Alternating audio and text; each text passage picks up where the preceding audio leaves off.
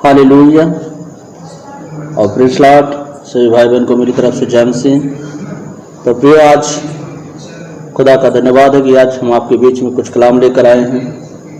आज जैसा कि हम देखते हैं मसीह जीवन के बारे में, तो प्रियो, ये मसीह जीवन में आज हमारा जीवन किस तरीके से व्यतीत हो रहा है।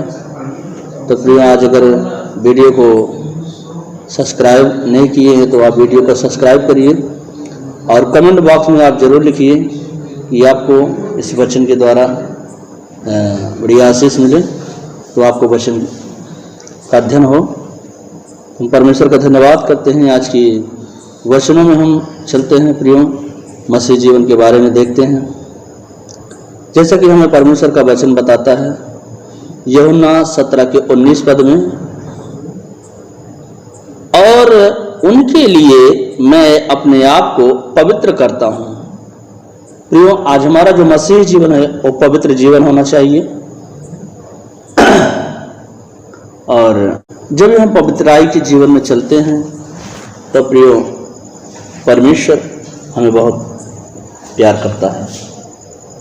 और प्रियो, जैसे आगे के वचन में हम जब चलते हैं, पहला पतरस 3 के 15 अध्याय में, तो यहाँ पर हमें परमेश्वर का वचन बताता है प्रियो, पर मसीह को प्रभु जानकर अपने अपने मन को पवित्र समझो।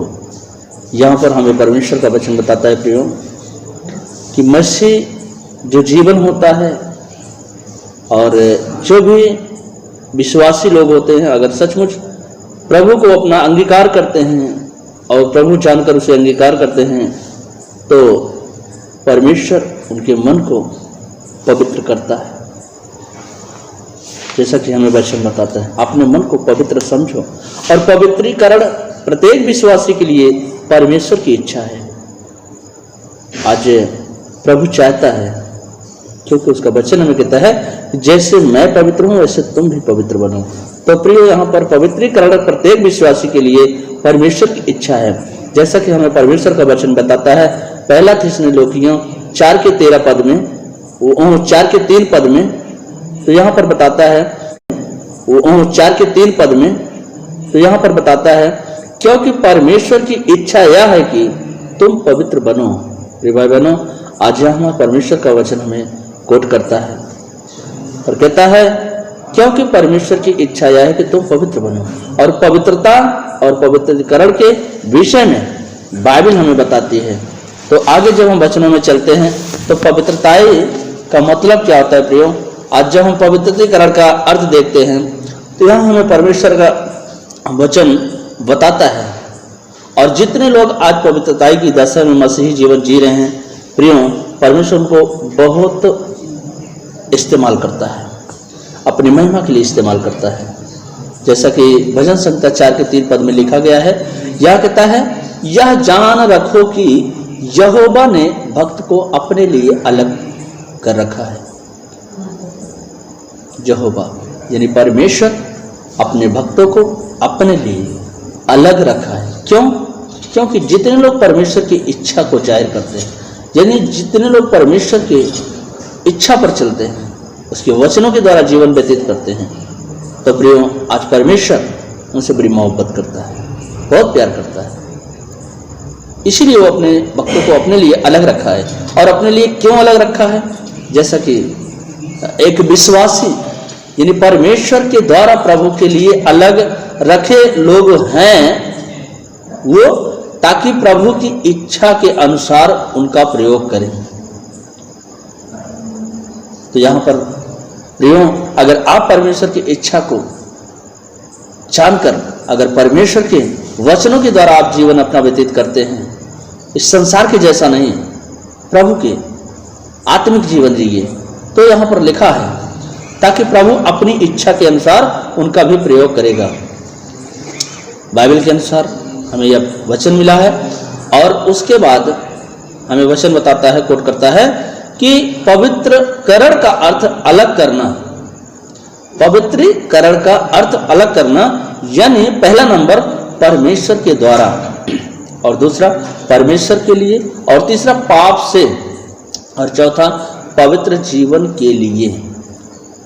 तो प्रियो, परमेश्वर के द्वारा आज मेरा छुटकारा हुआ, आज मेरा उद्धार हुआ। और परमेश्वर के लिए हम क्या करते हैं? क्या हम अपना समय परमेश्वर को देते हैं? और पाप से प्रभु ने मुझे आज़ाद किया, और पवित्र जीवन के लिए अगर सचमुच हमारा जीवन पवित्रताई दशा में जीवन व्यतीत होता है प्रियो, तो हम प्रभु के लिए काम आएंगे। और इब्रानियों 12:14 में लिखा गया है, जैसा कि हमें परमेश्वर का वचन बताता है, सबसे मेल मिलाप रखो और उस पवित्रता के खोजी बनो जिसके बिना प्रभु को कदाप नहीं देखोगे। जहां पर हमारा परमेश्वर और मेल मिलाप का परमेश्वर है और प्रेम का परमेश्वर है, और कहता है कि उस पवित्रता के खोजी बनो जिसके बिना तुम प्रभु को कदाप नहीं देख सकते। अगर आपके अंदर वो पवित्रता है, आपके अंदर वो मेल है, आपके अंदर वो प्रेम है, तो आप सचमुच परमेश्वर को देखेंगे, क्योंकि परमेश्वर ऐसे ही लोगों से प्रसन्न होता है प्रियो। परमेश्वर का धन्यवाद है।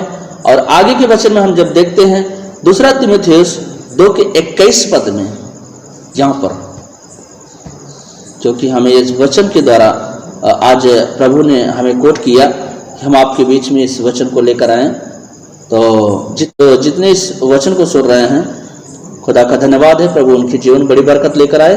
क्योंकि यहाँ पर प्रियो आगे हम देखते हैं, यदि कोई अपने आप को इनसे शुद्ध करेगा तो वह आदर का वर्तन और पवित्र ठहरेगा और स्वामी के काम आएगा, हर एक भले काम के लिए तैयार होगा। तो प्रियो, अगर हम सचमुच हमारा हृदय शुद्ध है, हमारा विवेक शुद्ध है, तो परमेश्वर वो मुझे आदर जरूर मिलेगा। हम आदर के बर्तन की योग्य ठहरेंगे, तो हम प्रभु के लिए जरूर काम में आएंगे और प्रभु हमें इस्तेमाल करेगा। तो परमेश्वर का धन्यवाद है प्रियो। और आगे जब रोमियो 12:2 में लिखा गया है कि यहाँ पर हमें परमेश्वर का वचन प्रियो बताता है कि इस संसार के सादृश्य न बनो, इस संसार के सादृश्य न बनो। और परमेश्वर का धन्यवाद है प्रियो, क्योंकि आज संसार का प्रेम और संसार का मेल मिलाप वो कैसा है? क्यों हमें संसार से अलग होने के लिए हमारा प्रभु कहता है?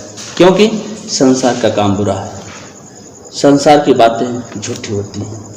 और जैसा कि आज आप देख सकते हैं, होली का त्यौहार आ चुका है, और होली के त्यौहार में बहुत सारे लोग रंग गुलाल के साथ और मांस, मदिरा, नशा, दारू, ये सब चीज़ों से वो क्या करते हैं, ब्लीन रहते हैं उसमें। इसलिए ये सारी चीज़ें हमें, हमारे परमेश्वर को अच्छा नहीं लगता है। इसलिए हमें संसारिक लोगों से अलग करने के लिए हमें बताता है, जैसा कि इसमें लिखा गया है। आप रोमियो 12:2 में जब पढ़ेंगे तो कहता है, इस संसार के सादृश्य न बनो और तुम्हारे मन के नए हो जाने से तुम्हारा चाल चलन भी बदलता जाए, और जिससे तुम परमेश्वर की भली और भावती और सिद्ध इच्छा अनुभव को मालूम करते रहो।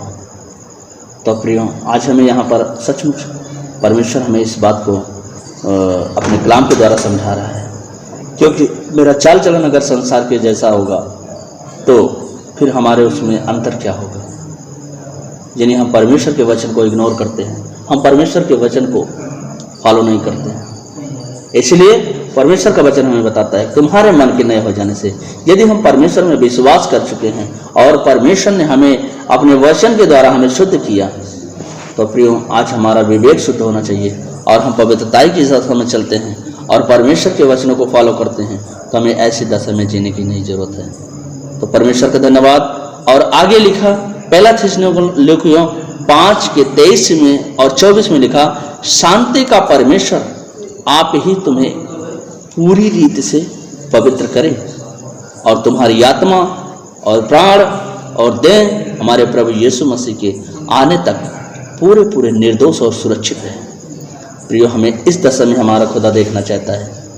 कहता है, जब प्रभु का दूसरा आगमन होगा, वो शांति का राजकुमार जब हमारे बीच में आएगा, तो प्रियो, अगर हमें इस तरीका से देखेगा कि हमारा बेटा आज पूरी आत्मिकता के साथ वो हमारे काम में जुटा हुआ है, पूरे प्राण देह सहित, और हमारे प्रभु यीशु मसीह के आने तक पूरे निर्दोष सुरक्षित है, क्योंकि उसने संसार के वैभव को नहीं देखा, संसार के कामों को त्याग दिया, न शरीर के द्वारा अपना जीवन व्यतीत किया।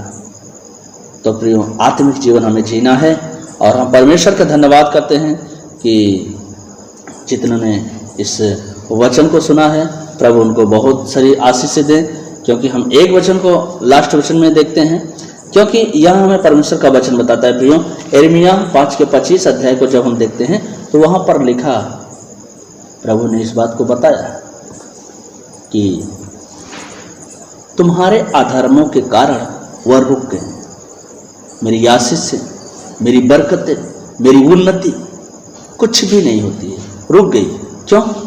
क्योंकि हम अधर्म के साथ जीवन व्यतीत करते हैं, लड़ाई झगड़ा में, नशेखोरी में, तमाम प्रकार की ऐसी चीज़ें हैं जो सांसारिक बातें हैं, उससे अगर हमारा जीवन व्यतीत होता है प्रियो, और जितने लोग उसको जीवन जीते हैं, इसी कारण उनकी जो बरकतें हैं, आशीषें हैं, सब रुक गई हैं। और कहता है तुम्हारे पाप के कारण तुम्हारी भलाई नहीं होती है। अगर सचमुच हम पाप में और प्रतिदिन ऐसे हम पाप में जीवन व्यतीत करते रहेंगे तो परमेश्वर कहता है उसकी भलाई नहीं होती है। परमेश्वर का धन्यवाद है। प्रभु आप सबको बड़ी आशीष दे, आपको बड़ी बरकत दे। हम परमेश्वर का धन्यवाद करते हैं।